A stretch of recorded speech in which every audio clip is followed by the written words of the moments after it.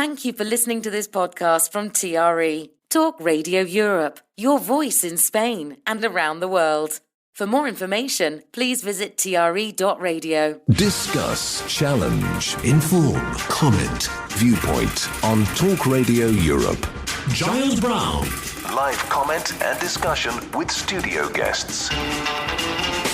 Viewpoint. It is Tuesday, the 14th of November. You're listening to Viewpoint, Talk Radio Europe's current affairs program, with invited guests in the studio discussing the issues of the day. The funny thing is, you see, some weeks you have no news whatsoever, and then some weeks you're absolutely bombarded by stuff coming in. And I think the past 48 hours, both in the UK and in Spain, have been quite something. I'm joined in the studio by Andres Gallardo. Andres, just good morning to you, because before we start.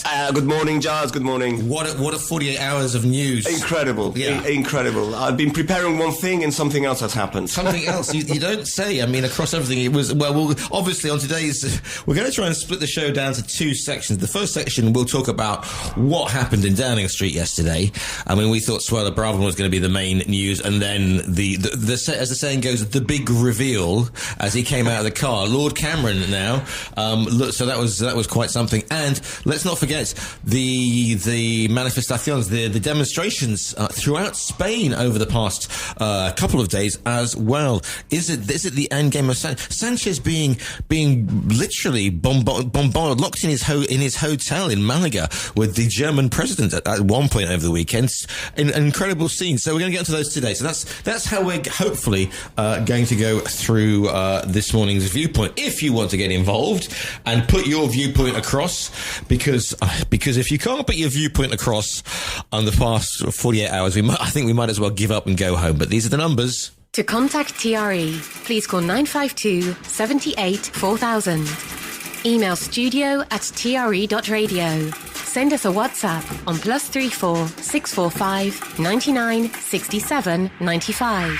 Message us on Facebook, Talk Radio Europe Official, or tweet us at TRE Talk Radio.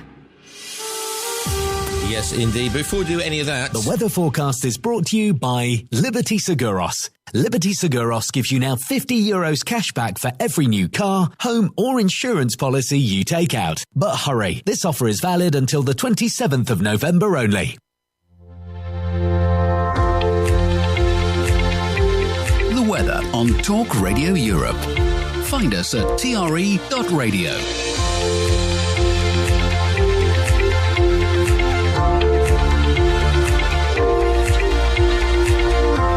Let's have a look at what your weather is doing today in the TRE region, starting off with the Costa del Sol. Bright and sunny this morning. Currently, it is 17 degrees on the Costa del Sol, it says here. High today is going to be 25 sunny days, you might expect, with light to moderate southwesterlies. Granada, 8 degrees at the moment. Mainly sunny, a high of 25. Winds from the northwest, which are light to moderate. Almeria, 15 degrees. Lengthy sunny spells, a high of 21. Again, southwesterlies, again, light to moderate. Murcia, 18 degrees already. Lengthy sunny spells. High today is going to be 30. Winds from the west, which are light to moderate. Alicante, 16 degrees. Lengthy sunny spells, a high of 28. Winds from the southwest, light to moderate. Denia, good morning to you. 16 degrees. Lengthy sunny spells. 27 is the high today in Denia. The winds from the southeast, and again, light to moderate. Over on the islands, 15 degrees in Ibiza. 23 is the high, sunny spells with moderate southwesterlies. Mallorca, 16 degrees at the moment in Palma. It says it's got dense fog here. Patchy mist, sunny spells later, a high of 23. And you have moderate southwesterlies. And finally, Gibraltar. 15 degrees and sunny on the rock. The high's going to be 23. The winds from the south, which are light to moderate. That's your weather. The weather on Talk Radio Europe. Find us at TRE.radio.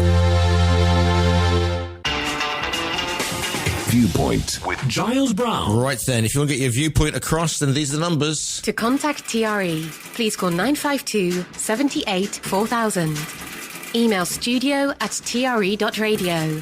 Send us a WhatsApp on +34 645 99 67 95. Message us on Facebook, Talk Radio Europe Official, or tweet us at TRE Talk Radio. Right then, let's take a deep breath before we get going, and let's have a look at the front pages of the papers. The Financial Times leads on the big news on Monday's cabinet reshuffle, the return of former Prime Minister David Cameron to frontline politics in the role of Foreign Secretary. Wham bam, in comes Cam is the headline in the Metro as it reports on the sacking of Suella Braverman as Home Secretary and the return of David Cameron to the cabinet as Foreign Secretary. The Eye reports on Monday's dramatic cabinet reshuffle and the news that David Cameron is returning to frontline politics as the UK's new Foreign Secretary. Meanwhile, the Daily Mail. The Monday's dramatic cabinet reshuffle marks the front page of the Daily Mail under the headline Rishi's Big Throw of the Dice. The paper reports on the sacking of Suella Braverman as Home Secretary, David Cameron's return to frontline politics as Foreign Secretary, and the appointment of Esther McVeigh as Common Sense Minister. Meanwhile, The Guardian leads on former Prime Minister David Cameron's shock return to the cabinet as Foreign Secretary, in what the papers label in its headline as a high-stakes reshuffle by Rishi Sunak. Former Prime Minister David Cameron's return to frontline politics as the UK's new Foreign Secretary leads the Sun's front page. The paper also reports on the funeral of England and Manchester United legend Sir Bobby Charlton. The Telegraph leads on the backlash by Tory Brexiteers to Rishi Sunak's dramatic reshuffle. Paper reports that the reshuffle, including a return to the cabinet for former Prime Minister David Cameron, who campaigned against Brexit in the 2016 referendum, has risked a row with the right wing of the Conservative Party. The Times, Sunak brings Cameron back from the wilderness, is the Times headline, as it reports on the Prime Minister's dramatic cabinet reshuffle. Paper also reports on the new AI tool, which experts could say could help prevent 1 in 5 heart attacks by spotting early heart problems that are missed on CT scans reviewed by the human eye.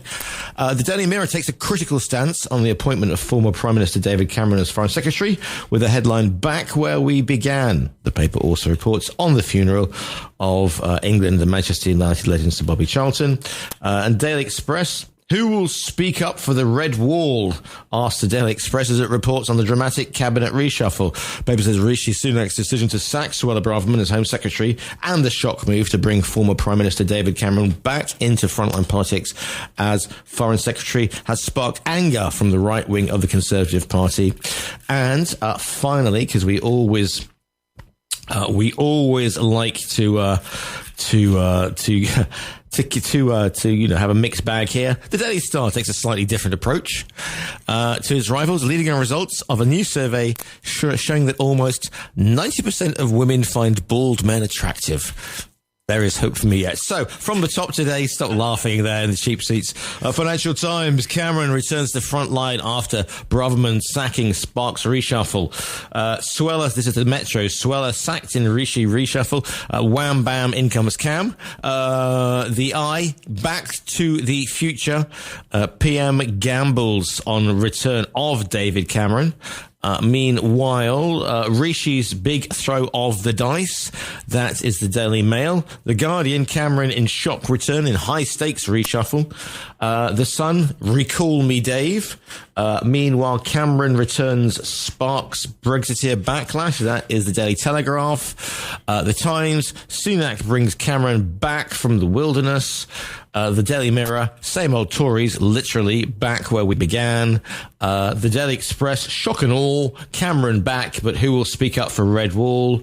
And finally, the Daily Star, who on the news that 90% of women find bald men attractive. The Ball's Truth, rise of the slapheads. And those, for better or worse, are your headlines this Tuesday, the 14th of November. If you want to get involved with today's show. To contact TRE, please call 952 78 4000.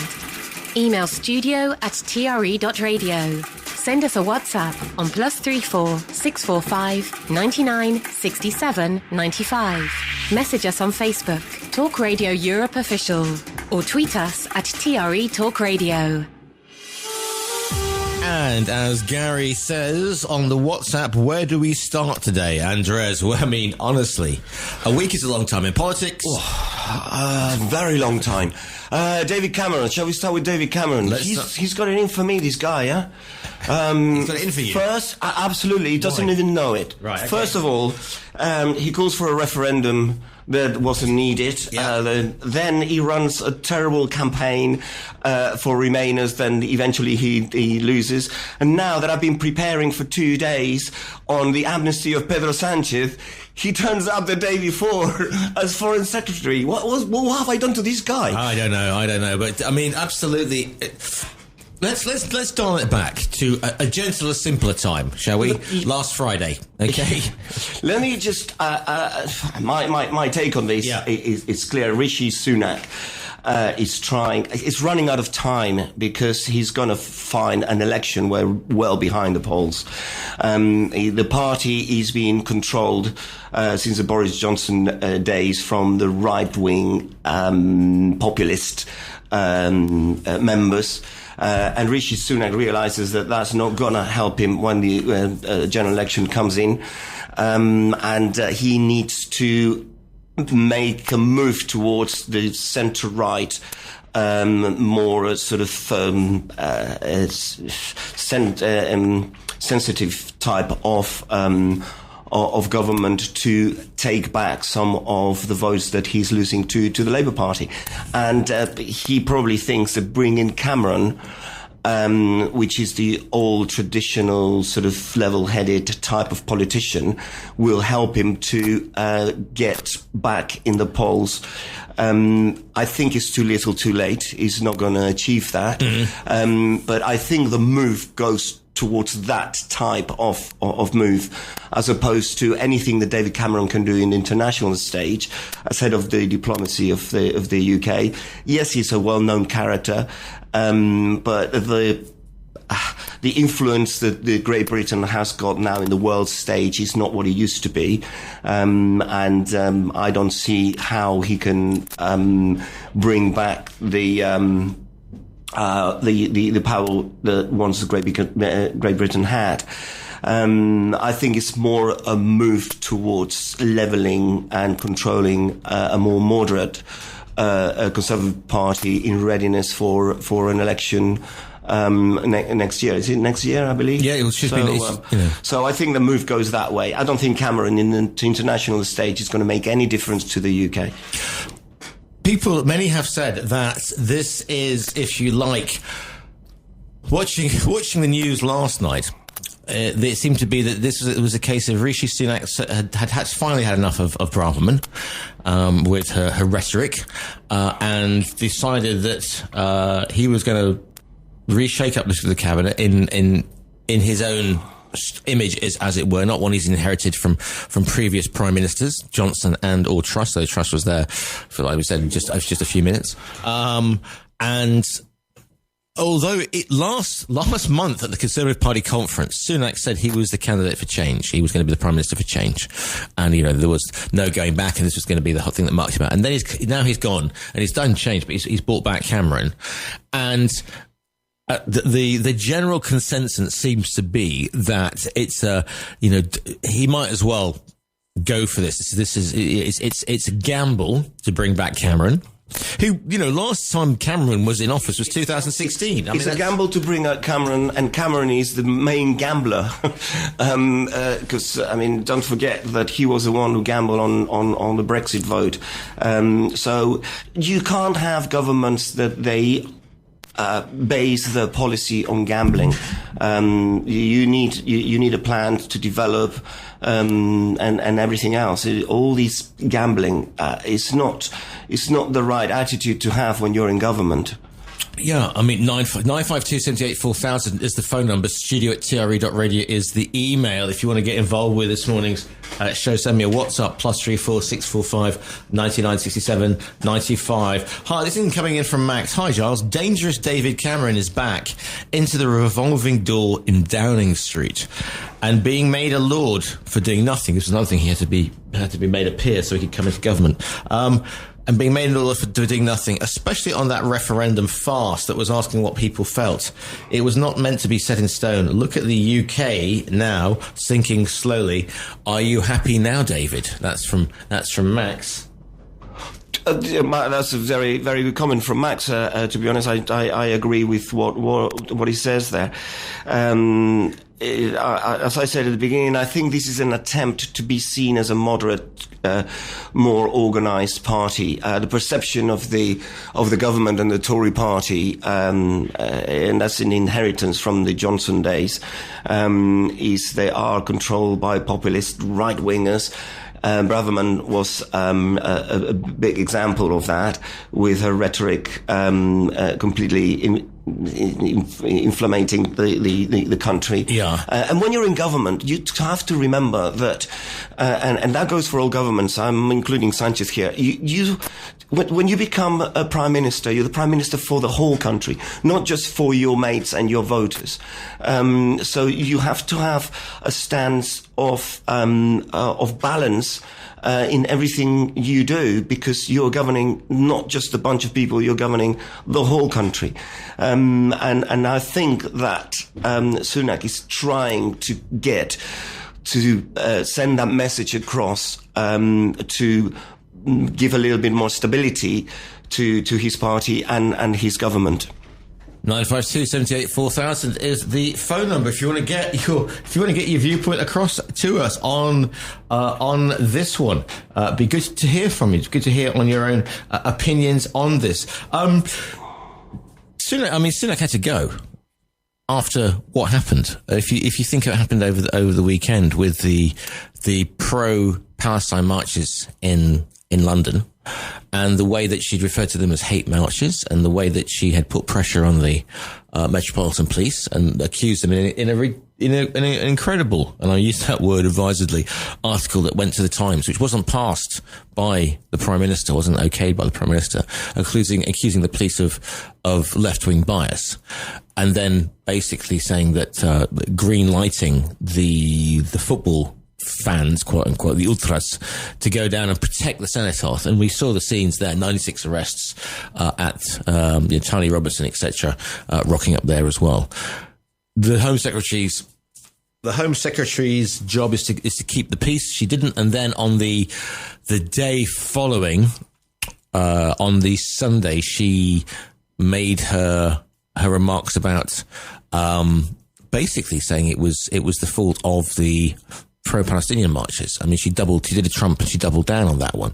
So she really left Sunak with very little option. Yeah, I mean, there was no option. But let me tell you, I'm not a great fan of demonstrations. Generally, because can very easily be infected by people who use demonstrations to cause havoc. We saw that in Madrid last week. Yeah.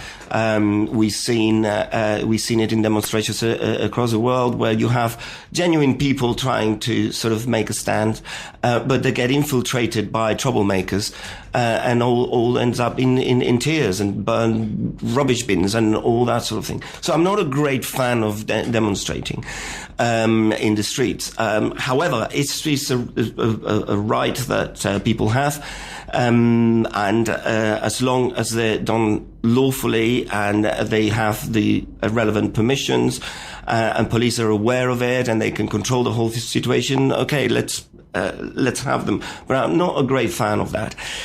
To be honest, to make the coincidence of the pro-Palestinian demonstration with Remembrance Days or Armistice Day, I think they should have perhaps chosen another day just to avoid the potential conflict. There was no harm on changing it to another day. And those pro-Palestinian marches, they have the danger to become a pro-Hamas, or some of the people there, pro-Hamas demonstrators, which that is unlawful. So, and that should be sure. stopped. But, yeah. So yeah, I mean, the easiest way, when I was seeing the news and I said, what's the point of having this situation? One can easily just move one demonstration to another day, the pro-Palestinian, because Remembrance Day is on a date, so you cannot change that one. But the pro-Palestinian could have changed to another day. They were arguing that this is about ceasefire, and therefore on armistice over the armistice, ceasefires are something you should be talking about during the armistice. During the armistice period. Just looking at some of the bits coming in here. Gary said, like it or not, in fact, here we go. Cometh the hour, cometh the man. I was just saying Gary's on the phone, and Gary's actually on the line. Morning to you, Gary. Yes, morning, Giles. How are you? All right. Very well, thank you. Pretty quiet. People congratulating the Commissioner of Police. He made a big call. He put his everything on the line, and he won the day. My personal feelings is that I could have been on as a native-born English person, Britain, whatever you want to call me. I could have been on either march. The march should have gone ahead, even though I found it very, very disrespectful. It should have gone ahead because the whole point of the Armistice Day, and this has been said by many commentators before, that's why they died, for the right to do that. What I can't for the life of me understand, and you know London better than me, is why they couldn't have had a static meeting in Hyde Park. And obviously the numbers, I've been doing an awful lot of research since Saturday, an awful lot of research. I must have had about 2 or 3 hours sleep since Saturday. I've looked at personal people's YouTube and MSM, etc. But the figures for the marches range from 300,000 to 800,000. And can I also just say, there's so much to talk about today, isn't there? Oh, so many nerves have been touched. But as much as whatever you want to call them, patriots, extreme right wing, there was as many extreme right wing on one side of the march as there was Hamas supporters, I should imagine, on the other side of the march. But I've seen very, very little balance in any of the mainstream media, including this radio station. Right. Is that there don't seem to be no give and take. And just as an aside, I mean, I can't stand any politician now, but with regards to Suella Braverman, the comment she said about lifestyle choices in tents, about 5 or 6 years ago, I went back to my hometown in England, and it was someone said it looks like Glastonbury in the centre of Portsmouth, in the main city centre. It looked like Glastonbury, and the figures, and someone can check up on this if they go back to the Portsmouth News, of 42 individuals there that were in tents, 38 of them refused to be put in a local hostel. So there is an element of truth, people's got to be stop being so polarised. Now, obviously, the Tory party to get re-elected, in my humble opinion, the Tory party to get re-elected. I don't know, who would you vote for now if you lived in England? But the Tory party to get re-elected have realised that they've got to get a few more of the, and I don't like using left and right, but there you go. They've got to get some more left voters, and I'm on medication at the moment, but I thought I was overdosed when Cameron come back yesterday. Well, I can't believe that. I haven't had a moment like that since Bobby Ewing was in the shower in Dallas. Well, if that isn't showing total disrespect, bringing him back, showing total disrespect to the British people, I don't know what is. It's just everything is corrupt. But it's got to be said. Me and my wife was saying last night, where is the Labour Party? Where is the opposition? Where is the opposition? The only, and you're going to love this, don't fall off your chair. I'll try not to. If anyone's listening, see the Piers Morgan so-called interview, that odious man, so-called interview of Len McCluskey and Jeremy Corbyn. Good grief, it seems as though Jeremy Corbyn is the only man of any substance. He was never a politician, and he was never going to get on, but what a lovely man he is. Gary, just let me get off the floor there. You just said that. Well, this will make you laugh even more. My daughter's getting married to the son of one of his best mates next year. Well, Well, and that's going to be a wonderful wedding, isn't it? Exactly. I can see it now. Listen, Gary. I'm starting my own demonstration now. But what strange times we live in. Yeah. But people, can we just keep the middle ground here? Can we just keep the middle ground, because it is getting rather stupid now. There's no argument now where people say, yeah, you might have a point. It's just people throwing their opinions and forcing it down other people's throats, etc. But there you go. Thank you, Gary. Thank you for your call in there. Good to have you. Bye-bye. First kid. There we go. See, Gary, more middle ground. Can we all get on together? Morning, calling live on TRE. What's your name? Where are you calling from? What's your viewpoint, please? Good morning, Giles. I don't think I'm from the middle ground, and for Gary's benefit, I'm a member of the Labour Party, I'm a member of PSOE, I'm a socialist at heart. I work hard at what I do to try to get people who I believe will be better for Britain. And half of what he said, no, more than that, I say it all of the time. First of all, I'd question, I didn't see all that with the figures about people living in tents. She's just wrong. But one of the figures I did see is that by far the greater majority of people who are sleeping on the streets, unfortunately, are ex-servicemen, because we don't provide enough support for when they come out of the services trying to reintegrate back into normal life. I used to cover what was called the Corps of Commissionaires. If Gary knows it, it's an organisation set up to help ex-service people back into normal life.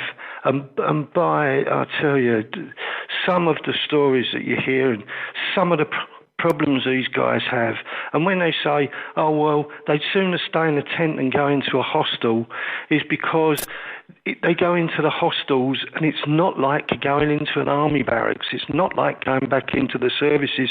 And they get even more frustrated that there's no provision of services that suits them. So we have to be really careful when we say this is what happens and this is this and this is that. And everybody's, so absolutely perfect about what they do. I'll also say, people who quote all these figures for the marches. I remember being, way back on the N8, the first of we called it the Nurses' March, but it wasn't. It was a march in London on behalf of the NHS workers.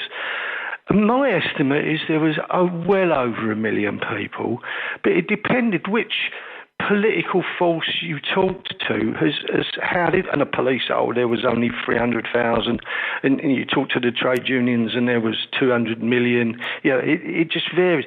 So I never take any of that. You just see it on the television. Make your own assessment. Are there enough people there to justify their demonstrations? And the second thing about the demonstrations, I say, and Andreas, with the best will in the world, you can't say, for this one march they could have had it on a different day. And they're not pro-Palestinian marches. They're marching to say, or they're not even marching, they're demonstrating to say, we want to have the peace bit. We want to have, what is it? A ceasefire. So they're marching and demonstrating to say there must be a ceasefire. They're not pro-Palestinian marches. They happen to be people who are doing, and they're certainly not, Gary, Hamas people. If a Hamas person entered the UK, I would be very surprised that somebody ain't picked them up on the way. Come on, these people are. Yes, they are. Demonstrating on behalf of the Palestinian people in Gaza. They're not most of them are British, and they're just saying, we want a ceasefire. And they have been doing this every Saturday since that horrible day when Hamas went into Israel and killed and destroyed and maimed and did whatever that nasty, horrible stuff they did. Every Saturday since, they've had exactly the same demonstration. The only difference was, on this Saturday, is because of the request from the police, they moved at the start of the demonstration a few miles further away from the cenotaph. So you've got to stop pointing fingers and saying, this is what it is, and that's what it is, and this is how it happens, and these are to blame. Every Saturday, Andreas, every single Saturday. Why should they move it from the day that they've always been doing doing it and doing it for a long time.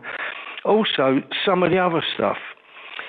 Suella Braverman, and I've said this so many times, it's not rhetoric, Andreas. It's not rhetoric. She believes this stuff. She promotes this stuff. She's always been part of this. She is a right-wing Tory. She is so far to the edge. And I can't believe it from someone from her background. But she is so far right-wing, it's unbelievable. So it's not rhetoric.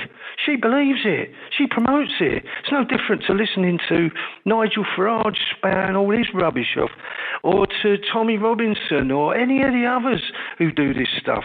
She is no different. The real difference is that there are 30, 40, 50 Tory MPs who are part of her gang. Well, how's it her gang? She's only just come onto it. But there's plenty of right-wing Tories who are saying, and they believe this for the election. So Sunak may believe that he's trying to bring in these people, Cameron included, Cameron the coward. I'm going to give these people a vote on whether we stay in Europe. And remembering he was a Remainer, I'm going to give them a choice. It was nothing to do with the British people having a choice about Europe. This was about how he kept Farage and UKIP and all them from destroying the Tory party. If he hadn't have given the vote, the Tory party would have self-imploded. So he gave them the vote. And if you recall what he said, before the vote was announced, before the result was announced, he said, whatever the result, I will stay here to see it through to the end. He lasted 2 days. Yeah. 2 days, I'm resigning. Why is that, Cameron? Because you had no choice. He wasn't believable when he was doing the Remain stuff. And believe you me, people like that, Giles knows what I say, people in politics want to stay in power. So you don't gamble to stay in power. You stay in power. And I tell you now, what Sunak's doing, I tell you what's even worse. Yep. Andreas, while we're on, Sanchez talking about this deal, giving people amnesty for some wrongdoing instead of letting the process of the country go through its phase. I mean, even I'm a member of PSOE and I'm a socialist, but even I don't agree with that nonsense. You cannot do that just to stay in power. People have to be, put up against the wall. What do you stand for? Well, Sanchez, if you stand for a bunch of people creating havoc in order to break away from a country that's saying you can't do that, then, I seriously don't understand politics whatsoever. So, let's just have some reality about what's going on. And I love you to bits, Andreas, but right. sometimes, you just say things that are just unbelievable. They don't gamble. And these dilemma. I say things you might disagree with, which is absolutely fine. No. Andreas, disagreeing with somebody, we can agree to disagree. That's not a problem, and you and I will always do that. It's the people who disagree with you and never let it go. And people who will ring in, there will be one person will ring in at some stage, I'm almost guaranteed, and will say, Alf Brewer always turns everything into politics. And Alf talking Brewer of which, I've got him live on the line. Gary alive. There you go. I had to sit and listen to him, so... Well, Gary's on the line now as well, so there you go. Good for Gary. Right then. Gary, Alf, thank you for your call in there. Thank you very much, and all the best, Andreas. Thank you. Gary. I can't remember saying, actually, that they were Hamas in the Palestinian March. All I said, it was a rhetorical question, was there was as many extreme, I should imagine, and you can play it back if you like, as far as I can remember, 5 minutes ago, I said that I should imagine that there was as many extreme right-wingers there as there was Hammers in the march. It was a rhetorical question, Alf, and you've just made my point saying how polarised it. Now, if I come across as completely opposite to you, so be it. But the point is, everything's polarised. You've just made a comment, and I'm addressing this to Alf now. You've just made a comment about the right-wingers within the Conservative Party, blah, blah, blah. I never hear you mention Tribune and the days of Hatton, etc.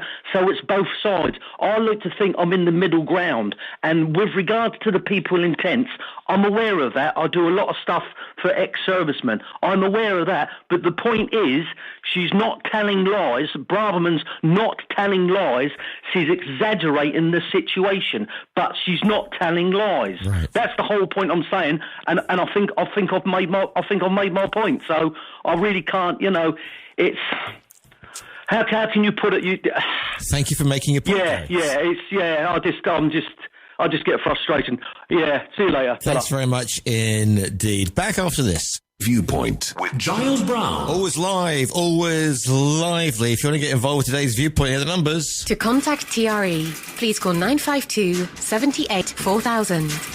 Email studio@tre.radio. Send us a WhatsApp on +34 645 99 67 95. Message us on Facebook, Talk Radio Europe Official, or tweet us at TRE Talk Radio. I'm so glad we don't webcast sometimes. The expressions of the expressions that we have on the panel sometimes, it's just it's like the long dark tea time of the soul. Now then, to the WhatsApps we go. The Rishi Shuffle. Welcome to Basket Case Island and blue on blue infighting. Good morning to you, Paul. Ian Duncan Smith having a go at Dave Referendum Cameron and his Chinese links. Okay, because obviously in 2017 when Cameron left, it was a different country, and he was talking about ushering in a golden age of relationships with China. But anyway, Andrea Jenkins submitting a letter of no confidence to the 1922 committee with their own special, unique grammar and sentence construction. I don't know if Steve Ritson read this out yesterday, but it is as a person who has been a sub-editor during his career, it is quite spectacular. Nadine Dorries, after months of hiding, is now on any show that will listen to her Dr. No Conspiracies and plugging her book. Have you heard about the Nadine Dorries book? I've heard about it, but I don't know what it's about. Quite something. Andrea Leadsom back as minister. Geez Louise. The reshuffle bounce will last hours, if not minutes. Good outcomes. Braverman has gone, and she doesn't have as much support as she or her backers think. Therese Coffey has also gone. The only Environment Secretary to be booed by farmers at the National Farmers Union Conference. And the thing was, in a twist of fate yesterday, Therese Coffey, the thing is, did you hear about this? That you don't go in the door at number 10 unless you've got a job. And apparently, because they don't send sacked ministers in to the front there. They don't do it. It's bad for morale because they go in one door out well, if you come out, imagine if Braverman had gone in through the front door yesterday and then come out literally sort of spitting or with the Downing Street China or something. Yeah. In front of the assembled press. That would make lovely TV, wouldn't it? Just so? But apparently she was sent there. But I mean, she was offered another job by Therese Coffey, but she turned it down. She said, "No, I'd rather quit," because they were haggling about it. But her it was at first rumoured that her office had sent her up there by mistake. Larry the cat's still there, by the way, just in case you were wondering. Larry the cat. The cat is still going very strong. Most famous cat in the world. Did you know that? Well, apart from Top Cat, obviously. Let's go to this one. Morning caller, you're live on TRE. What's your name? Where are you calling from? What's your viewpoint, please? Yeah, morning, Charles. It's just briefly, I'm not sure it actually means anything, but Braverman's thing about people choosing to sleep on the streets, certainly about 40 years ago, particularly when I was working at Covent Garden or Bow Street Police Station, most of the guys, I think, most of the sort of the people who slept on the street did choose to sleep on the streets. Now, there might have been a lot of psychological reasons for that, and I'm sure it wasn't because they would rather have not had a home, or they probably rather have gone into a proper house to sleep. But lots of them, it was a choice to sleep on the streets. So, was it Gary said, like exaggerating the point maybe rather than lying? I think it was Gary saying that, yeah, indeed. But we were also talking about the fact that a lot of, ex-servicemen, and it's the fact that Braverman wanted to get rid of the tents and also prosecute charities, not allow them to give tents either. So it was, it was a low blow. Yeah, but to some extent, I mean, okay, you feel sorry for people sleeping on the streets or whatever. However, if I wanted to put a tent up, or you, in the middle of a street anywhere, we'd get nicked for obstruction. True. Yes, indeed. I hadn't thought about that. Yeah. You know, and if I stop on the street and there's a crowd of us, all the TRE listeners gather together in London one day, all 6 of us, and we have a chat on the pavement, obstructing, we get moved on or arrested. So, most of the TRE listeners get moved on anyway, to be honest with you. But thanks, thanks for the call in there. 952 78 4000. Anyway, back to Paul's other thing. So Therese Coffey also gone. The only environment secretary to be booed by farmers at the National Farmers Conference. They even consider not inviting her next year as they fear the likelihood of her insulting farmers again. Morning, caller. You're live on TRE. What's your name? Where are you calling from? What's your viewpoint, please? Hello, Felix. Hi, Felix. Good morning. I think that she was right. These were hate marches. This was a hate march. Also New York and Barcelona. Right. And South Africa. There was a large contingent operating on the march who were very active in attacking Israel. Attacking Israel. Sorry, thank you. Yeah. And pro-Palestinian, pro-Hamas, really. Pro-Hamas, because Palestinian equals Hamas. It can be argued. Some things I saw on the march, on the videos I saw, I could only go by the videos. A young Jewish woman who was being attacked by a mob on the march, and she was reduced to tears, and she took succor in some police, and the cry coming from this mob, really a mob, was "Cry, bitch, cry." Quite clear they were saying that. Well, I had friends on that march. I had friends on the march who are, and they didn't see anything like that. So I mean, I said that there was a contingent of Muslims and pro-Palestinians, left-wing people who were active, very active. And this is one example of what happened. A lot of the people were just walking on by. No, they didn't stop. And when they see things like that, they won't stop. They should cut ties with it. Another thing that I saw on the video that I saw, they were shouting in chorus, "It is right to rebel. Israel can go to hell." And the whole tenor of this large crowd of Muslims and left-wing people operating on these marches is very much hatred of Israel and hatred of Jews. No, even. See, the thing is, it's, you know, speaking to people, this is a ceasefire march. It's not hatred of Israel, and it's not hatred of Jews. No, I think it was a large part of it. If you can't see that, you're denying what's happening. I'm looking. I mean, obviously, you and I have got different algorithms. Then, Felix, you've seen different things. You've seen different things. I'm telling you what I saw. I mean, even the staging of the march on Remembrance Day, the most solemn day in British history, and for the majority of British people, that's what Remembrance Day is. Remembering people who fell in the wars, and they were asked to put it off, and well, they didn't give a shit, just kept going, and this was seen in the taking down of flags in New York, part of the march there, taking down the flags with a large crowd shouting, baying, as they took down the American flag, the Israeli flag, and of course tore it up and burned the Israeli flag. I'd like you to send me the links of people burning Israeli flags in the States, because especially on what they call Veterans Day. No, this is New York. No problem. Yeah. No problem.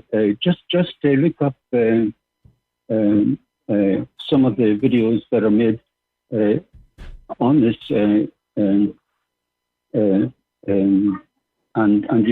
you'll find it all. On one occasion, a large number of what they call right wingers were arrested. Hardly any. I don't think 3 or 4 of these people, other people, were arrested. Are you talking in the UK now, or are you talking in? Yeah, I'm talking about the UK. Yeah, the football hooligans, the guys who 96 arrests. They were saying something like you're not English anymore to the police, shouting that in their face. Yeah. Yes, but they've got a reason for that. Really, Felix? Come on. Yourself. Come on, Felix. Do you think England till I die in front of the Cenotaph? Please control yourself. Please control yourself. Be gone with you. Honestly, right. Let's move swiftly on. Well, I came here to talk about my record. And I'm going to have to end up talking about the marches. Yeah. Let me make just one point here for all the left-wing people who support the Palestinian marches in order to claim for a ceasefire. Nobody is asking for the release of the kidnapped people in Gaza. Yeah, this is the thing. And if they want peace, the first thing that should happen is that these people are released. Why are they not chanting for the release of the prisoners?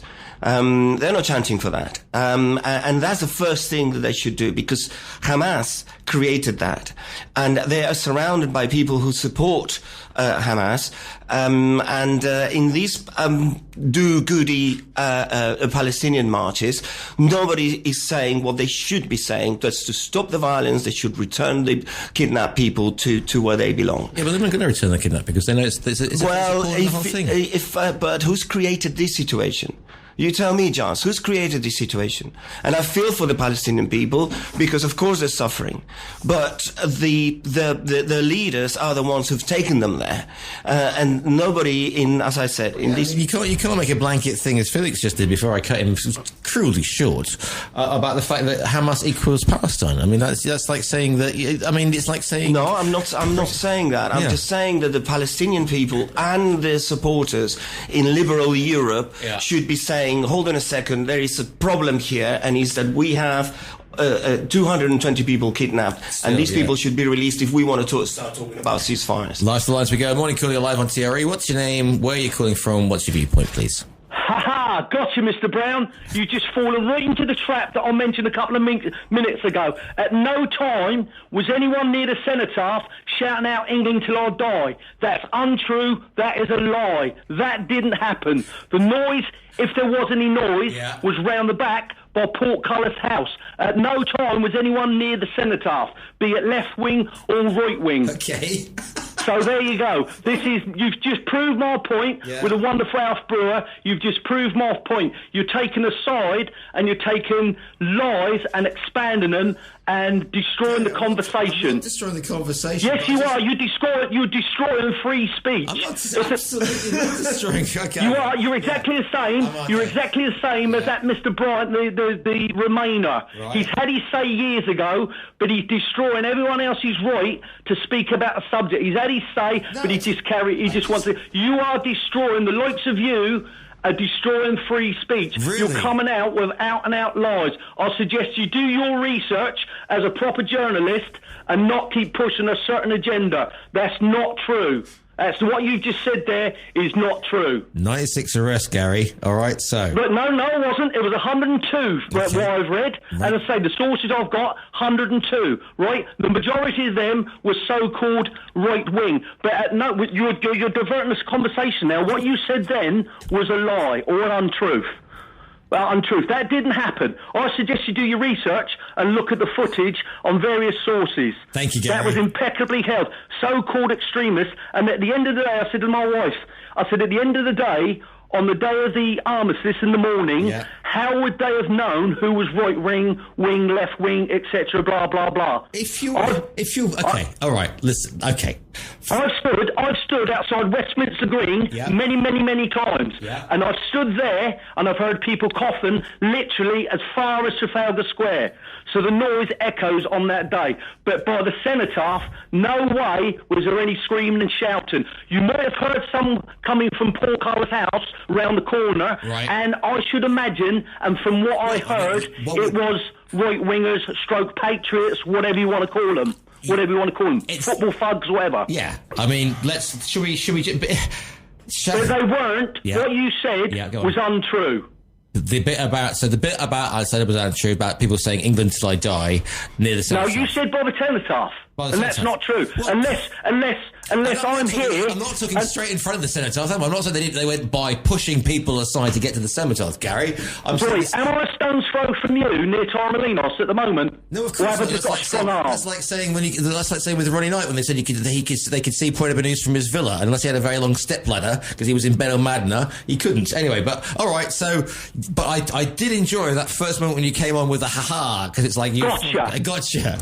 Gotcha. But as I say, that happened so many times, right. And I've just, funny enough, I've just picked up Mr. Ritson on that. He should read a little bit out, and if he's listening now, let's just get it right, and let's come out with the truth, like good journalists and mainstream media, etc. This is what's doing it. All right, Gary. This is what's polarising people, with the out-and-out lies. What? And if anyone's got any time... Yes. I don't like technology, you know me. I stick with my VCRs and my books. Yeah, go on. But can I suggest that people, and I'm going to get lambasted for this, have a look at Speaker's Corner in London and look at the common denominator. Just look at the common denominator, see what you can see. Gary, and there you go. It's good to have you so impassioned, my friend. But good to yes, okay. And as I say, if you could please come out with the truth, do us all good. All right then, Gary. Thank you very much. Considering myself chastised there by Gary. Morning, caller. You're live on TRE. What's your name? Where are you calling from? What's your viewpoint, please? Yeah, hi. It's John in Mihas. Hi, John. Just maybe a bit calm to calm things down a little bit. I can't remember the gentleman's name in the studio there, but he said that the people should have been Andreas. He said that people should have been shouting, "Release the hostages" and so on. I've got no, and I'm only guessing, but I've got no doubt that the vast majority of people on that march, had they been asked, "Do you want the people released? Do you want the war to stop? Do you want all sorts of things?" They would probably be in favour of the peaceful solution on all those fronts. So it's difficult. When people are marching, you can't say they are all marching for that one thing. I think they were probably all marching for peace, but then there's degrees of peace, and I'm sure they all wanted the hostages released. I think to say that they didn't, and they should have been shouting that, is an exaggeration of reality.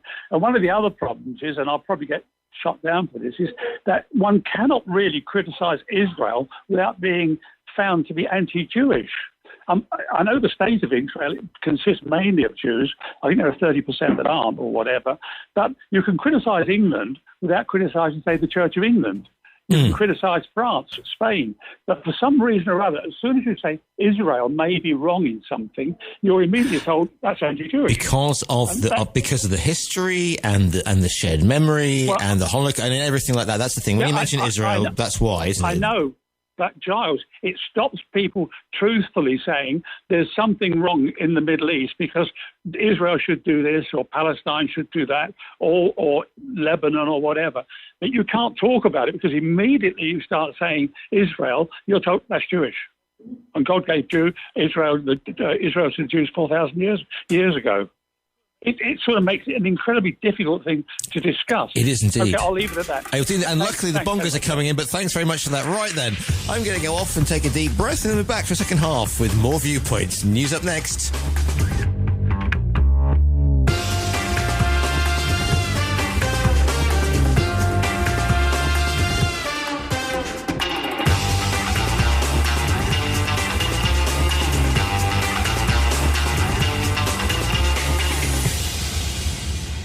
Talk Radio Europe. Your voice in Spain. Discuss, challenge, inform, comment, Viewpoint on Talk Radio Europe. Giles Brown. Live comment and discussion with studio guests. Viewpoint. Always live, always lively today being the exception. It's straight to the lines we go. Morning, caller, you're live on TRE. What's your name? Where are you calling from? What's the Viewpoint, please? Good morning, Giles. It's Jason. How are you? Are you all right? Can you hear me? Giles? I can hear you, Jason. Yeah, so it's quite ironic. A bit of context and I suppose a voice of reason. So everybody gets upset at fighting, in the vicinity of the cenotaph on a really important day. But the day is to respect the soldiers fallen on both sides, particularly the Great War, which was supposedly to end all wars, but obviously it didn't. But then these same people with this disingenuous, false sense of morality that lasts for only one day, right, then return back to normal. Yeah. And the greatest sin is on the world stage. Everybody looks the other way at these two horrendous conflicts, wars that are going on, and the other ones in Yemen. So everything looks the other way. So we've had our little moment of grief where we justify ourselves and our remorse, but then the hypocrisy of it all, then we just look the other way and everything carries on. So if we really cared about and respected the memory of the soldiers that had fallen, then we would not allow these wars to persist now. There would be a greater impetus for peace instead of more war, would there not? It's an insult and it's a desecration of every soldier that's fallen in battle, because soldiers, ex-soldiers like me, do not crave war. They crave peace because they ain't dummies.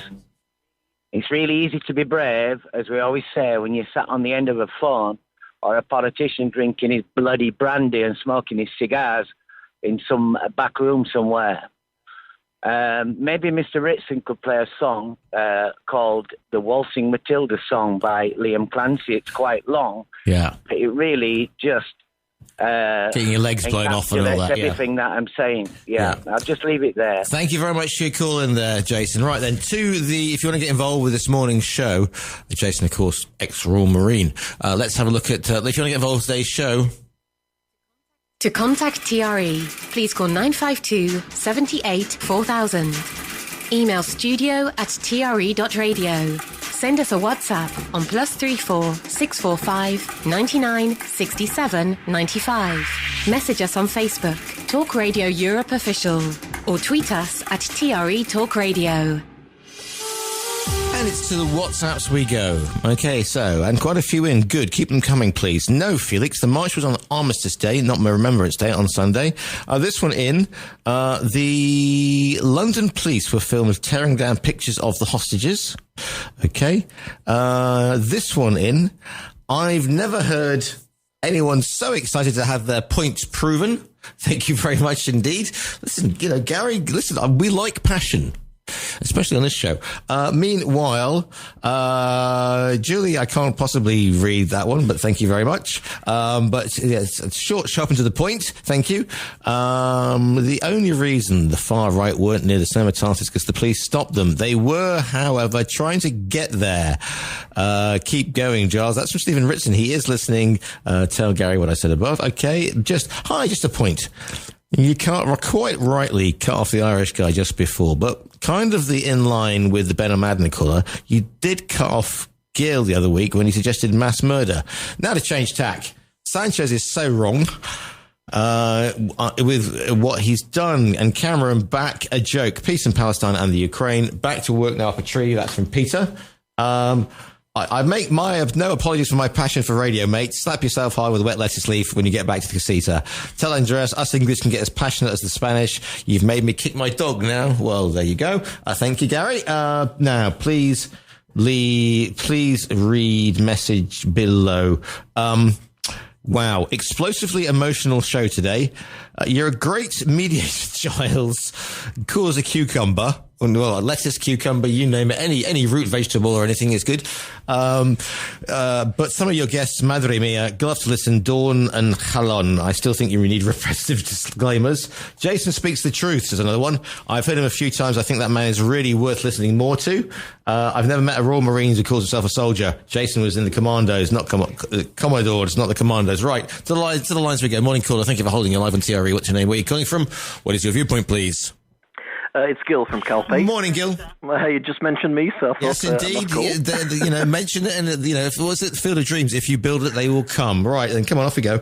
Yes, right. Well, as for the demonstrations, you can watch on internet and YouTube, and you can see that many of these demonstrators were pro-Hamas. I don't know how many, but there were quite a few. Now, who are these demonstrators? Well, you've got all the left wing, which is known to be anti-Semitic, people like Jeremy Corbyn, who say that Hamas and Hezbollah are his friends. By the way, Hamas are the people who chops the heads of babies, so Jeremy Corbyn has quite nice friends. But apart from those, you had many people who are either Arab or Muslim non-Arabs who emigrated to England legally. The authorities allowed them to come in the name of diversity and multiculturalism. Yeah. And what have these people contributed to the UK? Well, let me give you a list. You've got first intolerance, misogyny, homophobia, anti-Semitism, no-go areas, gang rape, grooming of girls, and terrorism. Okay, but apart from that, what have the Romans ever done? What have the Romans ever done? You see, when people say no-go areas, Gil, yes, that really, come on. I mean, that really, there are no-go areas in London because of immigration. That's what you're saying. Well, some areas are no-go areas. You would any particular right? Can you just off the top of your head name me one, please? No, I'm not. No. Right, fine, okay.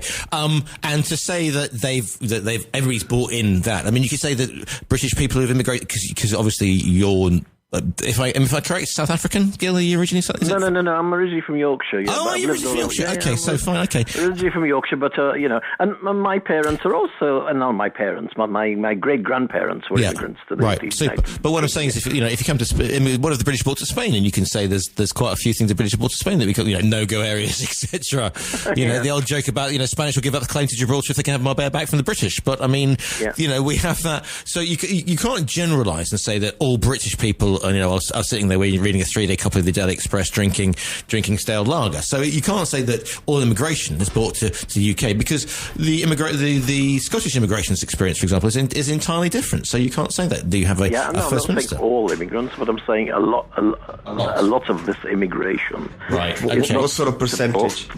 Is not suitable because in the UK, like in Western countries, we have Western values based on the Enlightenment, and the people who come from many of these countries have a completely different culture. They think differently on many subjects. The attitude between man and wife, between church and state, is just so different that they do not assimilate or cannot assimilate, and as a result, there are lots of problems. Okay, I think we'll leave it there on that thing, but thank you for your call in. 952 78 4000 is the phone number, studio@TRE.radio is the email. Morning, caller, you're live on TRE. What's your name, where are you calling from, what's your viewpoint, please? Morning, caller, you're live. Hi, Giles, is it me? Good morning to you, yes. That's Teresa. Teresa, good morning to you. It is Teresa, yeah. Just a point that always escapes people. There wouldn't be as much immigration into the UK, or have been as much immigration into the UK, if it wasn't for World War I, which wiped out a generation of people, and then there were no, soldiers coming home for the girls to marry to have babies, and that's why in the 50s we had the Windrush generation. It was all because of the First World War. Well, and also because of empire and people coming back to the UK because we had via the empire. But they only asked the people to come from the empire because they missed a generation of babies. The children would have been the children of all those people who died in the First World War. Millions of them in Flanders and wherever. If those people had come back and had children, they wouldn't have needed Windrush. Indeed. Okay. So, it's all a complete mixture, isn't it? I mean, immigration is what keeps England going because they need those people to come. And then now people go, the immigrants. Yeah, it's the same here. The other day I was told I was an immigrant and I didn't really deserve a Spanish pension, even though I've paid in for it for the last goodness knows how many years. Because every country perceives the immigrants as taking something away. Yeah. Rather than adding. And in fact, in most cases, immigrants add to the general mix of wonderfuln's. That's what we don't. That's a multicultural country. Well, that's what we don't have more of. The general mix of wonderfulness. I think that's a T-shirt. I think everybody needs a bit of wonderfulness in their life. Absolutely, and thank you for the call in there, as always. And Teresa, coffee, of course. And coffee is wonderfulness and coffee. There we go, the perfect combination. Thanks for your call in there. 952 78 4000 is the phone number. Studio@TRE.radio is the email. The Facebook page is Talk Radio Official. You can WhatsApp me on +34 645 99 67 95. 5 Andreas. In a break between calls, because every time I go out, the phone goes off. Can I talk about my new record now? No, I was. One of the things that I came here for actually was to. In the news in Spain, we've had the situation we have with forming a new government, and if you, director of the program, allow me, I'm going to move onto that side of things. Just to give you a bit of background, Giles, I'm sure you know it, but maybe your listeners haven't been following it as closely, perhaps. Last 23rd of July, there was a general election in Spain. Really? Remember that one? Well, we still haven't got a government because the winner of the election, the Conservative PP party, didn't manage to get enough support in Parliament to form government. The loser of the election, the Socialist Party, the second in vote, went to the King to say, I'm going to try to form government. Yep. In the knowledge that he was somehow 7 votes short of the coalition that has been in place for the last 5 years. What happened there is that he could find the votes from, remember Puigdemont? Oh, yes. Well, they've got 7 members of parliament, and Sanchez could become prime minister if he could manage to persuade them to vote for him. Sanchez went to negotiate with them, and they came out with a list of things that they wanted for the favour of voting him prime minister. Right. So what Sanchez has done, something that I didn't believe, and nobody in Spain thought that would do, is just to go and... There wasn't a negotiation to start with. They presented him with a list of things, and he's agreed to all of them, starting with a law of amnesty, that is being negotiated by the beneficiaries of the amnesty. This is what is absolutely crazy, that they've gone to negotiate something with those who are going to benefit from that amnesty. Yeah. That is... I don't know if it will be deemed illegal eventually, but it is certainly immoral. Right. What happened there is the law of amnesty, which the Socialist Party said many times it was illegal, it was anti-constitutional, etc., etc. Suddenly, with the need of these 7 votes, it becomes a different thing. There's been no need in the last 5 years to consider the amnesty at all. And now we had to rush through legislation, which was presented yesterday, so these people can get their amnesty. Let's not forget that the amnesty is not like a general pardon, which is what happened to those who were sentenced to jail. A number of politicians that were sent to court and sentenced and sent to prison.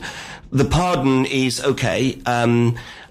Look, I was never against the pardon of these politicians. I have no interest in them being in jail, because the point had been made. They've been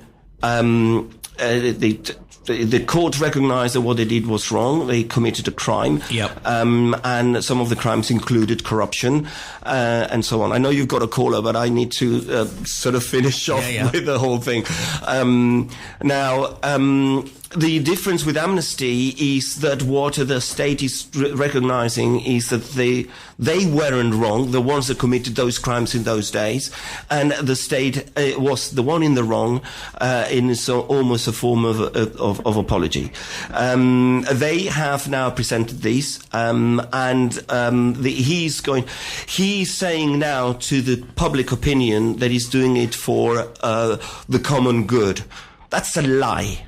He's not doing it for common good. He's doing it because he needs those 7 votes to become prime minister. And he would do anything to become prime minister, even if it meant that he'd had to sell his mother to Hamas.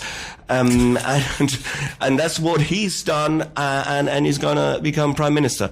As you see, I'm quite infuriated about this. Slightly. But let me point out that last weekend, more than half the country was infuriated and demonstrating in the streets against what we think this is run over all the state of law.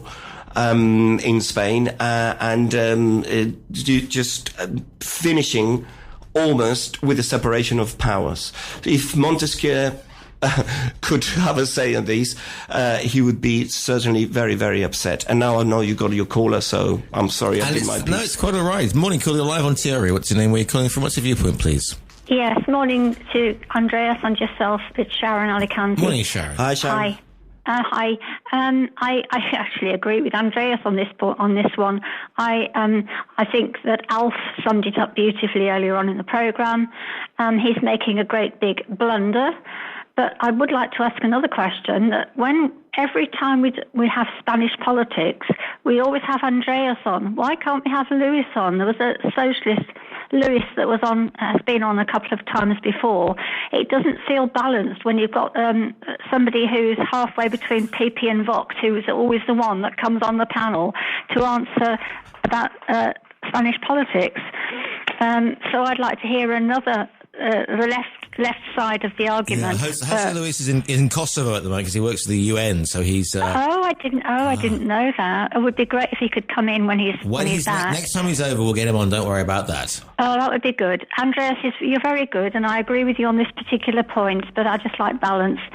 Right, so...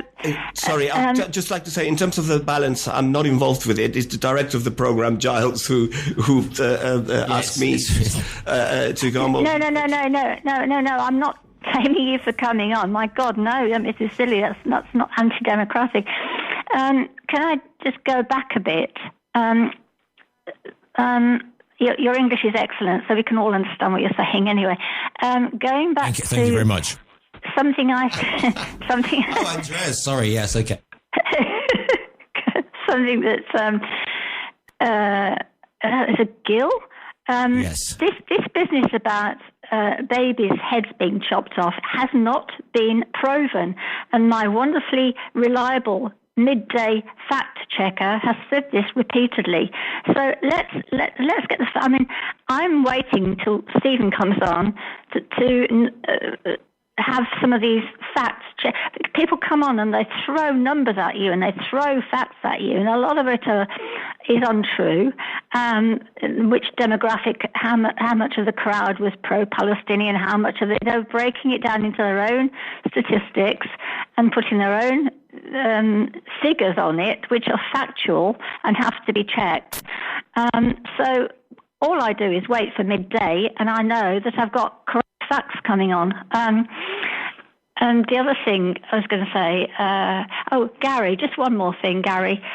It'd be a lot better if you didn't shout down the phone every time you... I love listening to you. I think you know, I don't always agree with what you say, but can you not shout down the phone? I haven't got a hearing aid, but if I did have one, it would blast it out. So thanks a lot. Thank you indeed, Sharon. Thank you very much indeed. 952-784-4000. Andreas? Yeah, no, I was just going to say, it's been mentioned before, and I think there was somehow all these figures, especially with the attendance to demonstrations and so on. Of course, you always get one side says one number, the other side said the other number. You never know exactly what it is. But not long ago, I saw the local police have got the technology to be able to give you almost the exact number. Some sort of camera setup, and I'm not a very technological person, but there is technology to give you an accurate number. But of course, we still don't get it because one side will say the demonstrations in Madrid, one side tells you one thing, another side tells you another thing. You never know exactly how many people attended. And if you're in situ, you see a lot of people, but if you put 100 people together, you probably feel there's a lot of people there. So you can be sort of misguided by those figures, yes. To the lines we go. Morning, caller, you're live on TRE. What's your name? Where are you calling from? What's your viewpoint, please? Hi, my name's Tom. I'm from Alicante area. Morning, Tom. Morning. It's the first time I've ever phoned, so it's a quick one. Congratulations. Just talking about the Spanish elections coming up. There's one thing I don't understand, and that is how a government in functionis, transitional, can change the law. I can answer that. They haven't. It's only a proposal. So that was the condition that the fugitive in Brussels put as a condition to get the 7 votes. That the proposal was presented in Parliament. Of course, this proposal will have to be debated in Parliament once the President becomes Prime Minister.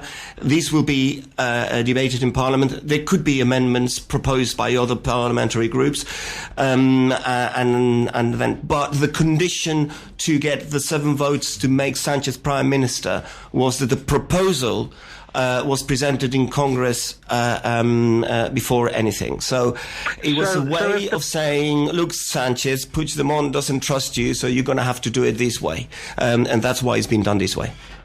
So if it's not ratified, we go back to the elections. Well, there's many things that can happen here. One is that someone in the socialist group or any other group changes their mind at the very last minute and decide to vote against Sanchez. Unlikely, because this all seems very tight. The proposal can be sort of modified, but will have to be modified in accordance to what Puigdemont wants in Belgium. Which is bizarre, isn't it? If you listen to what I'm saying, it is. It should be to what the Supreme Court say. Yeah, of course. But this law, because I read it yesterday when it was presented, that prevents the judges from putting a stop to the application. So it has to be applied, and Puigdemont can come here with a red carpet and everything else. Yeah, so it can't be debated before and ratified before it actually happens. It's going to happen, and then it's going to be debated. It's going to happen, and it will be debated, but they have already calculated that they're going to pass it. Oh, right. Okay, so Sanchez is just going to be Puigdemont's puppet from now on? Yes, because you know what he's achieving now is to become Prime Minister, but now what we'll have to do is to govern. He's going to be a puppet. It's going to be, in effect, it's going to be a puppet of a fugitive from the Spanish justice, which is still to this day he is Puigdemont. But what's going to happen is that he will have to govern with the votes of these people who can blow his government at any time. You have to take into account the budget. You have to take into account passing other laws that doesn't. Well, yeah, and considering for the first time the amount of demonstrations there were in Barcelona, I think he's losing some ground. It's yes. But let's not forget that the demands of Puigdemont don't stop at the amnesty. And this is another bizarre thing that's happened. They won a negotiating table between Puigdemont Group and the Socialist Party.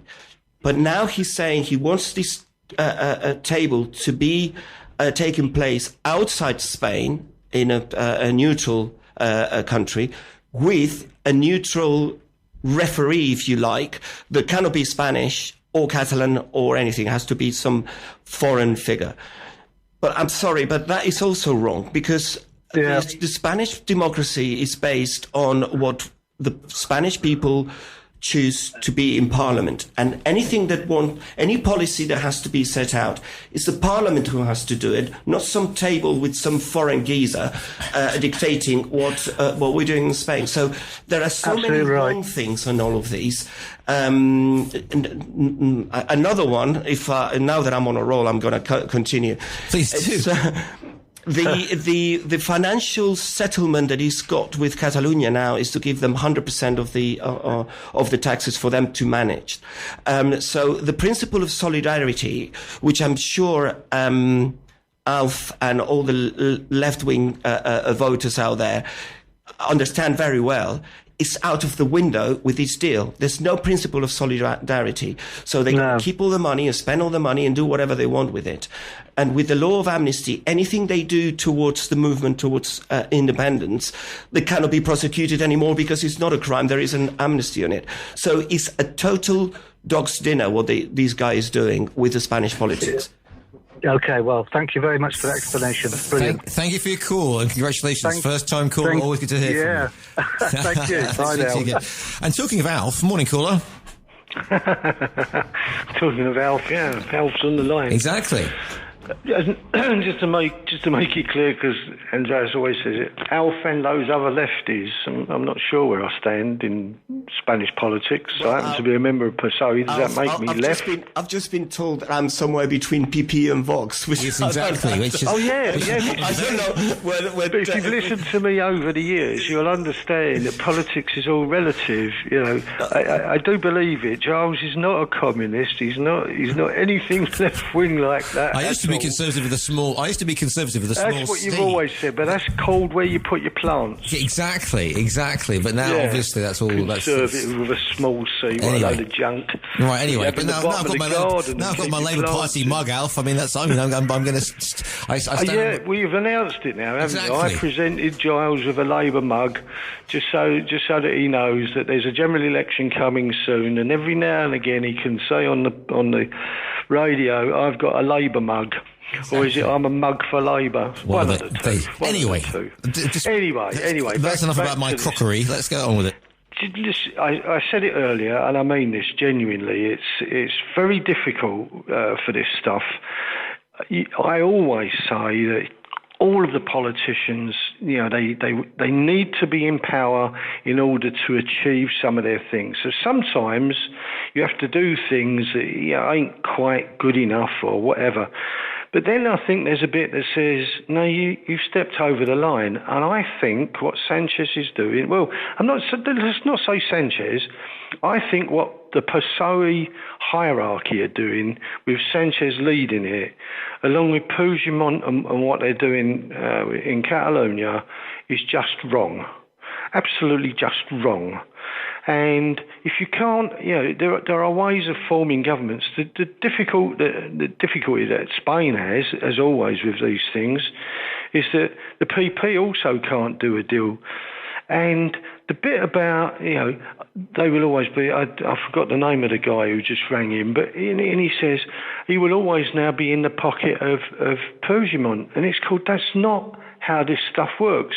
And if you want to see an absolutely classic prime example about when you do deals to stay in government, about how you then control it. The Tories in 2010 did a deal with the Lib Dems to create themselves a government, a coalition.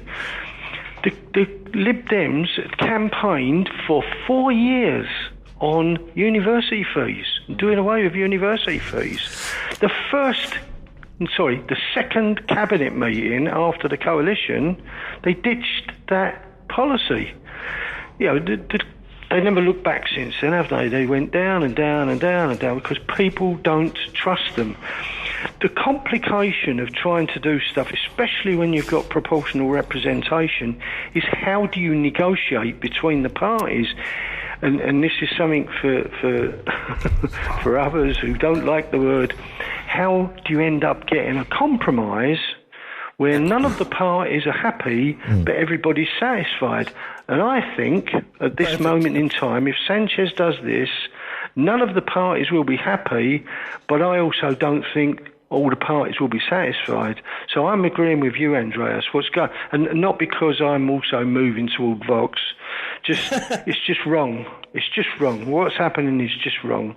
So I'm with you, Andreas, and with Sharon, of course. Look, the way I see it, the honourable way of dealing with the result of the election is to be 70% of the votes went to either PP or PSOE. The rest of the parties, which is, I can't remember how many, I think there's even up to 16 parties or something. They're all fringe parties. The honourable thing to do, I know that you don't believe in this, but I do. I was maybe a little bit innocent in that sense. But the honourable thing to do, the mandate was to do a great coalition between PP and PSOE to be able to have a firm plan to move ahead. That's not going to happen. The fact that PP was 4 votes short of forming government, and Sanchez was 7 votes short of forming government. The fairest way would have said, let's call another general election. Let's see what we can do with this. But suddenly, the day after the election, to announce that he was going to promote an amnesty that he, for years, been saying that was illegal and it was this and it wouldn't help. It's so callous, to say the least. It's worse than that, Andreas. It's worse than that. Or worse. Just find the adjective. But it shouldn't even be discussed. It shouldn't be discussed because one thing that you said there's got to be a negotiation. The funny thing about this is there's no been negotiations.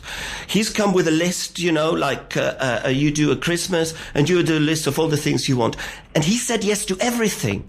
They haven't moved one bit towards some sort of agreement, something that was... Now you are being naive, Andreas. If you don't believe that Sanchez almost immediately was talking in private to the Catalonian parties and other parties, they all do it.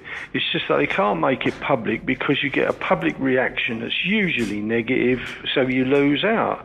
And you can never have... The only time you can have a leading party and a second party creating a coalition in order to do something positive for the country is when you're in the middle of a war. Second World War, First World War...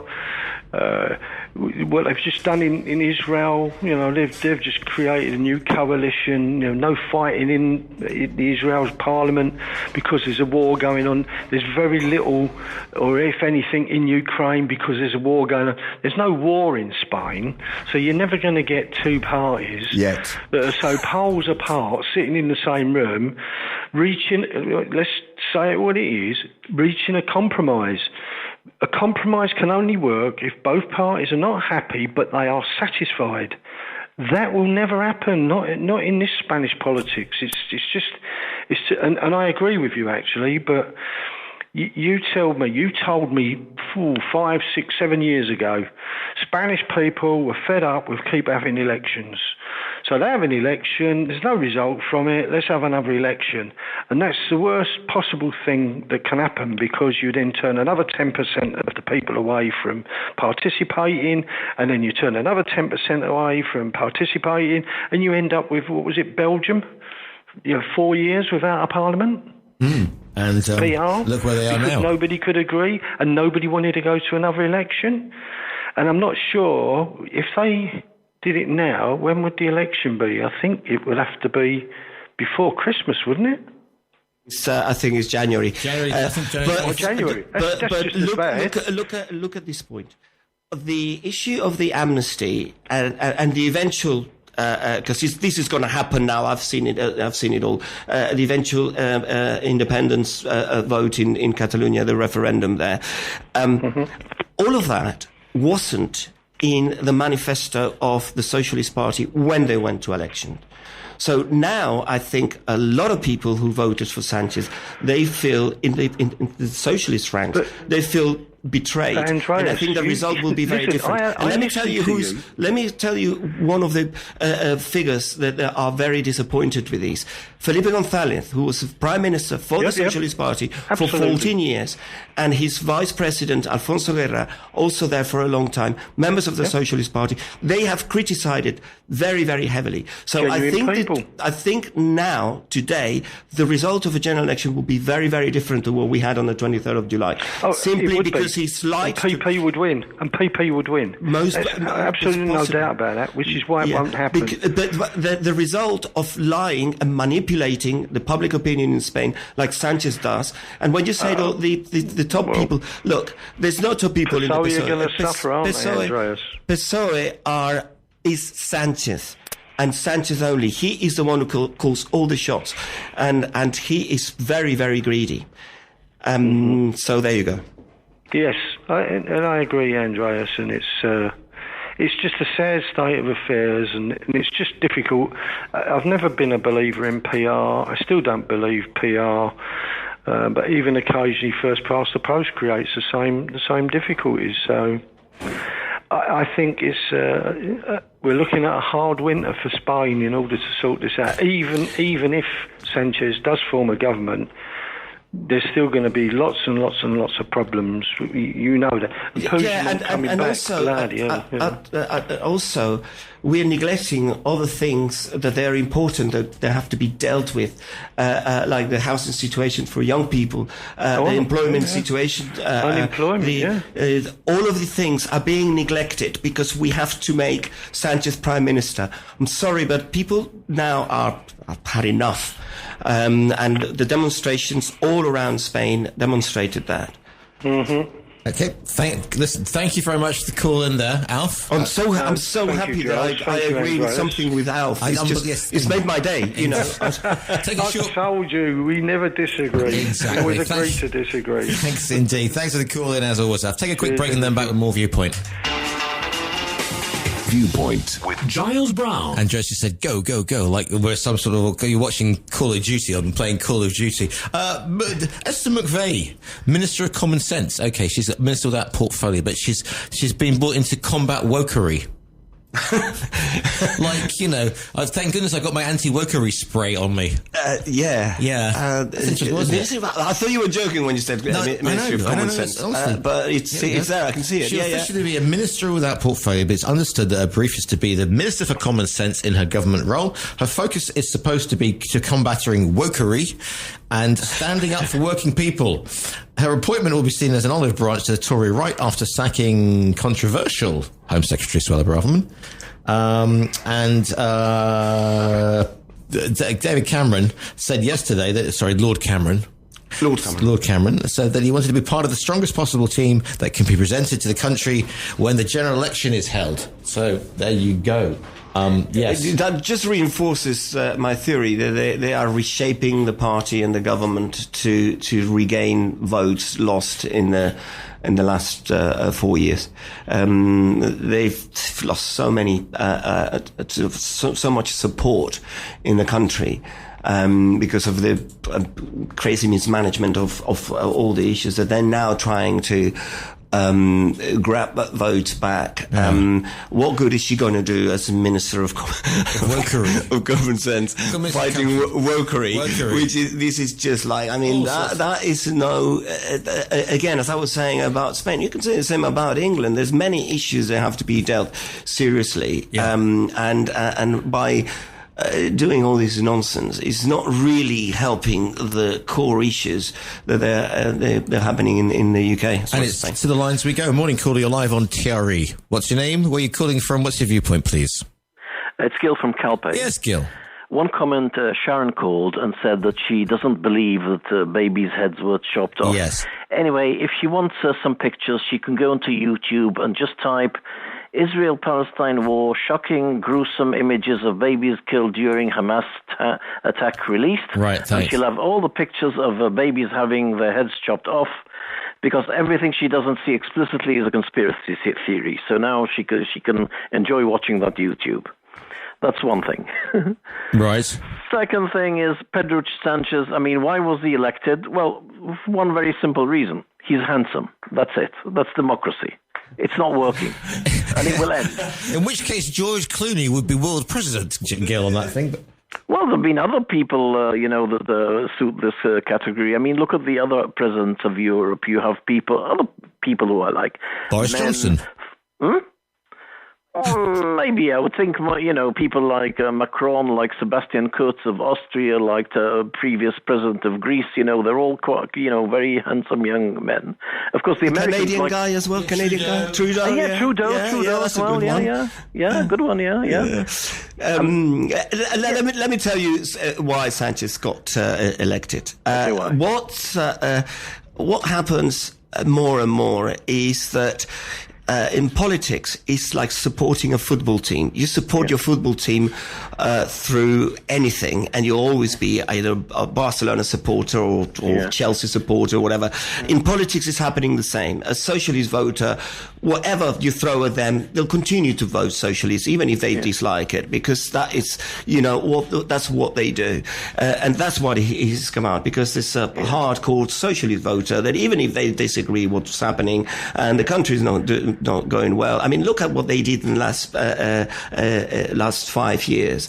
I mean, that law of only yes means yes, that set off people condemned for rape and everything else, reduce sentences, people in the sort of coming out of prison and everything. But they continue to vote socialist because that's what they do. Is a football team. Got some more calls coming in, but Gil, thank you very much for calling as always. Good to hear from you. Morning, calling live on TRE. What's your name? Where are you calling from? What's your viewpoint, please? Yeah, morning, Sharon. Again, just to defend my position on this. I didn't say I don't believe that. I would never do that. I have said all the evidence points to there being no evidence to say that babies' heads have been chopped off. Right. Okay. Babies being the evidence apparently has. I got this from more than one source. The evidence just isn't there. With the AI now and modern technology, you can twist anything round now, and don't twist my words, Gil. When you phone in again. Thank you. Thank you very much for that. Indeed. Going for a break, and then we'll be into the last 5 minutes of Viewpoint. Viewpoint on Talk Radio Europe with Giles Brown. Into the last 4 minutes of today's show. If you want to get your thoughts in, then here are the numbers. Quickly. To contact TRE, please call 952 78 4000. Email studio@tre.radio. Send us a WhatsApp on +34 645 99 67 95. Message us on Facebook, Talk Radio Europe Official, or tweet us at TRE Talk Radio. All right then. Laura's come in. The only positive thing about this whole Lord Cameron thing is that you just know that Boris Johnson's going to be furious about it. That's very good. Thank you so much. Another one. This is from Gail. Good morning to you, Gail. How wise of Sunak to bring back Cameron, the man hated by 48% of the country 7 years ago, and now probably hated by considerably more. Yeah, it's very good. I love that comment about, because yes, it's Lord Cameron, and it's not Lord Johnson yet, is it? So you know that Boris is going to be absolutely spitting feathers. Gary, I've listened to the opinions that have been expressed and taken them on board and value a different perspective. Having said that, love it. I'm reminded of the old respected Highland Scottish crofter Nathaniel J. Cobbler, born during the Clarences of the late 1700s, who was remembered for his comments and opinions in a forthright manner. The comments just expressed are pretending to be his original, but as far as I can say, they're all cobblers. Thank you. Haven't enjoyed myself so much since I broke my arm. I think Viewpoint's theme to start the show should be a crowd shouting "fight, fight, fight" like we used to have at school. All right, fair enough. I love that. Having said that, also, Alf and I may be poles apart on the political spectrum, but he talks sense, is knowledgeable and worth listening to. That's from Gary Waite, by the way. Gary, good morning to you. Good to have you with us as well. This is from Sam. This technology to monitor the amount of people will only be true or real if everybody gets to use it. Jason speaks the truth. I've heard him a few times. I think the man is really worth listening more to. And just looking at some more, well done on trying to instruct that guy. I do feel your wise comments full on deaf ears, though. Thank you very much, Dawn. Somebody saying, sorry, stop having to listening to your show. Thank you very much for Peter the Woke. In fact, we should get the Minister for Wokery involved with that, for Peter the Woke. But thank you very much indeed. And I think that is just checking the rest of my notes here. I think we're all pretty done with that indeed.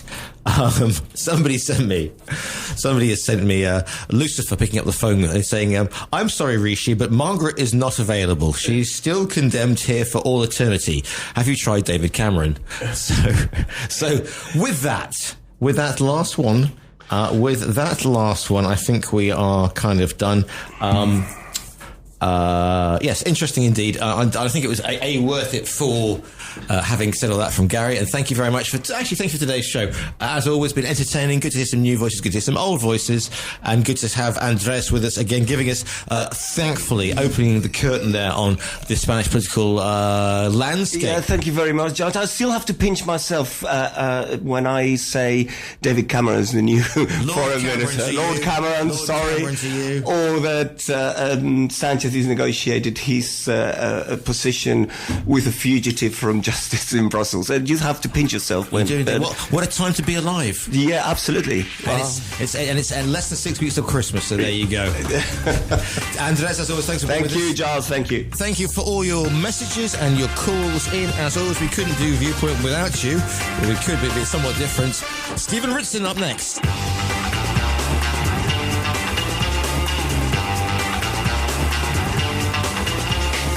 The views expressed on Viewpoint by invited studio guests and callers do not constitute an opinion endorsed in any way by Talk Radio Europe. You've been listening to a TRE production. If you've enjoyed this program, there'll be another episode waiting for you next week, right here on this platform, where you can also access our extensive back catalogue of shows and interviews. For more information on our live programming, social media channels and apps, and how to contact Talk Radio Europe, please visit tre.radio.